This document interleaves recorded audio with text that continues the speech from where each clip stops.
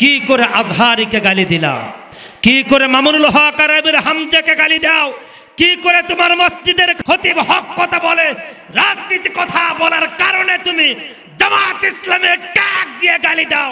বুঝতে হবে তোমার নসিব খারাপ, কথা বলেন ঠিক কিনা?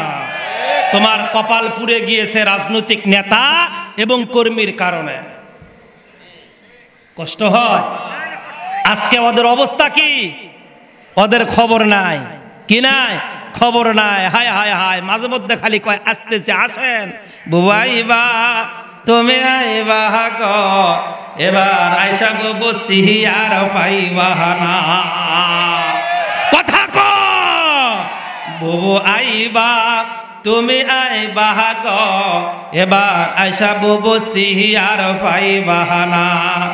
খোঁজনাই বহু বহু কাদের কাকার, খোঁজনাই বহু বহু জিন্না সাসার, অবস্থা কাহারাফ দরবেশ বাবার, হাউন আঙ্কেল এখন হোটেল যে দেয় না।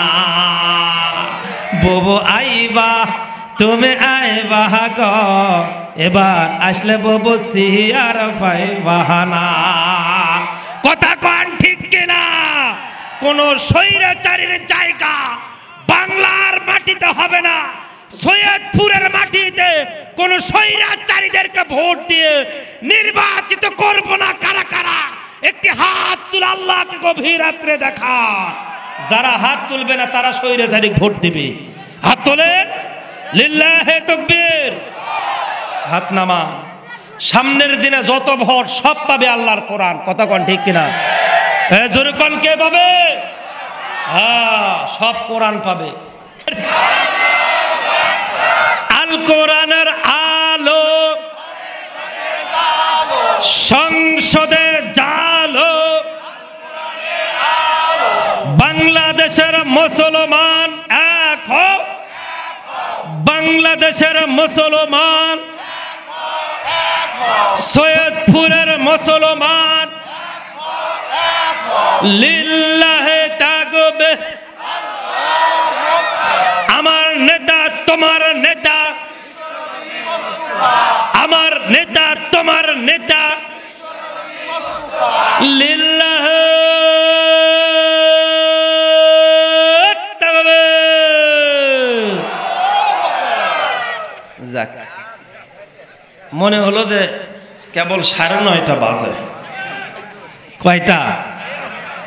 9:30। এই যে যুবক যে মারা গেল, গোসল যে করালো, কাফনও পরালো, দাফনের জন্য কবরের দিকে নিয়ে যাচ্ছে। কিন্তু রসুল হাঁটতেছে কিভাবে? এটা হলো আগার লোক আর এটা হলো পেছনে গোড়ালি। হুজুর হাঁটতেছে এইভাবে এইভাবে এইভাবে এইভাবে, মানে খুরা খুরা দিয়ে হাঁটতেছে। সাহাবারা পায়ের নিচে দেখে, কিরে পায়ের নিচে তো কোনো কিছু নাই। হুজুরের পা দাফন করা হয়ে গেল। সাহাবারা কবরের পাশে এসে সবাই দাঁড়াইলেন।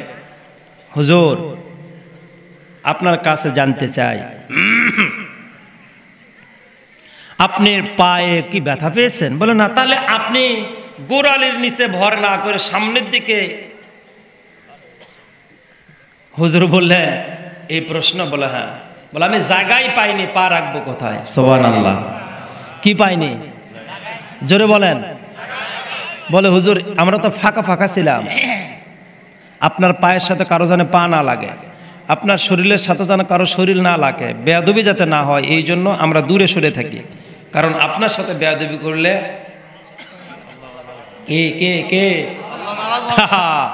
এই যে হজ করতে যারা গেছেন মদিনা শরীফে, রসুলের রওজার উপরে কোরআনের একটি আয়াত লেখা আছে, সাবধান হে রসুল, আপনার আওয়াজের আপনার কথার চাইতে উচ্চ আওয়াজ যদি কারো কথার হয় তাহলে তার আমলগুলো আমি বরবাদ করে দেব। মদিনায় নামার পর কোন হাজি জোরে কথা বললে ড্রাইভাররা বলে ইয়া হাজ্জি হাজ্জি, ইয়াল্লাহ ইয়াল্লাহ। জোরে কথা বলা নিষেধ মদিনায়, এটা মক্কা না। সুবহানাল্লাহ। এটা মক্কা, মদিনা না।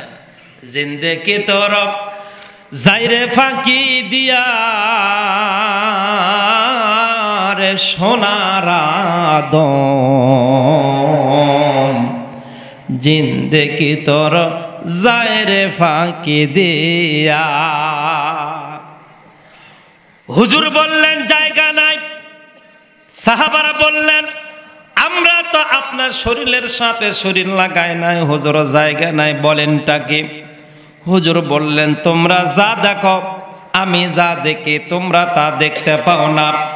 আমার সাহাবারা আল্লাহ পাকের আসমানের ফেরেশতাগুলা আল্লাহ পাকের এই গোলামের জানাজায় নামাজে অংশগ্রহণ করে তার জন্য দোয়ায় শামিল হওয়ার জন্য আসমানের সপ্তম আসমান থেকে শুরু করে নিয়ে সব আসমানের ফেরেশতাগুলো আজকে মদিনার মুনাওয়ারার আশেপাশের জায়গাগুলো ভরপুর করেছিল। গোরানে রাখলে ওদের জন্য চাপাচেপে হয়ে যায়, ঠেলাঠেলে গুতাগুতো হয়ে যায়, যার কারণে আমি বুড়া লোকের উপরে কষ্ট করে কবর পর্যন্ত এসেছি। জোরে কোন আল্লাহু আকবার। সাহাবারা বললেন ইয়া রাসূলুল্লাহ, ইয়া হাবিবাল্লাহ, জীবনে কোনোদিন নামাজ পড়লো না, জীবনে কোনোদিন যুদ্ধের ময়দানে অংশগ্রহণ করলো না, জীবনে কোনোদিন দিন কায়েমের জন্য হাদিয়া তোহফা দিল না, দান সদকা করলো না, অথচ ফেরেশতারা তার জানাজা নামাজে অংশগ্রহণ করলো। কারণটা কি?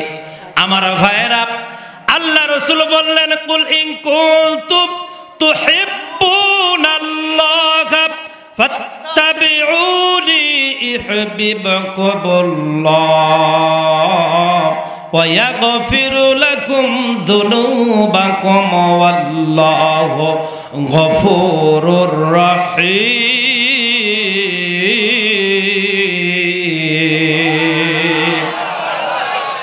আল্লাহ পাককে ভালোবাসতে চাইলে সর্বপ্রথম আমার সাথে আন্ডারস্ট্যান্ড তৈরি করতে হবে, কমিউনিকেশন যোগাযোগ রাখতে হবে। আমার সাথে যোগাযোগ রাখতে চাইলে এলাকার যারা আমার দরদে রয়েছে আল উলামা ওয়ারিসাতুল আম্বিয়া তাদের পক্ষে থাকতে হবে। তারা যদি বলে সামনের দিনে এই জায়গায় তোমাদের ডানা হাত দিয়ে সিল মারো, ওই জায়গায় মারতে হবে। তারা যদি বলে এইভাবে মুনাজাত করলে আল্লাহ খুশি হয়, রসুল খুশি হয়, ওই ভাবে মুনাজাত করো। তারা যদি বলে এই জায়গায় হাত বাঁধলে আল্লাহ রসুল খুশি হয়, ওই জায়গায় বাঁধো। ওদের মতের সাথে মিলে যাওয়া, আমার মতের সাথে মিলে যাওয়া, আমার মতের সাথে মিলে যাওয়া, আমার আল্লাহর মতের সাথে মিলে যাওয়া। আমার সাহাবারা আল্লাহ পাক তার জীবনের নামাজের দিকে তাকান নাই, রোজার দিকে তাকান নাই, আল্লাহ পাক তার হজের দিকে, জিহাদের ময়দানের দিকে তাকান নাই, তার দান সৎকার দিকে তাকান নাই। আল্লাহ পাক তাকাইছে দুইটা দিন আমার জুতা মোবারকটা বুকের সাথে নিয়ে চুমু দিয়েছে আর বুকের সাথে লাগাইছে। জীবনের শেষ বেলায় বারবার বলেছে ইয়া রাসূলুল্লাহ, আমি একটু চাই জীবনের শেষ বেলায় আপনার পায়ের পাদুকাগুলো ঘ্রাণ নিয়ে আমি কবরে যেতে চাই। আল্লাহ পাক এইটা পছন্দ করে, তার জীবনের সব গুনাহগুলো মাফ করে দিয়েছে। শুধু মাফ করে নাই, আসমানের ফেরেশতারা তারা জানাজা নামাজে অংশগ্রহণ করার জন্য পাগল পারা হয়েছে। জোরে কন্না আল্লাহু আকবার।